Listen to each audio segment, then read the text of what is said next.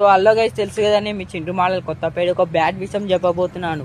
నేను హోటల్లో గిన్నెలు దోమితే, గిలాసాలు కడిగితే, నారంకేట్లో ఉన్న కొంతమంది అబ్బాయిలు ఏం చేస్తున్నారంటే మా హోటల్కి వచ్చి ఛాయ్ తాగి మళ్ళీ ఉల్టా నన్నే తిడుతున్నారు. ఒకడైతే కొట్టనికే మీదకి వస్తుండు, ఇంకొక అతను అయితే నేను హోటల్లో గిలాసాలు కడితే బెంచ్ కిందకి వీడియో తీస్తున్నాడు. ఇట్లా చేస్తుండు కాబట్టి నాకు ఇక్కడ నారంకేట్లో ఉండబుద్ధి ఆకొచ్చింది.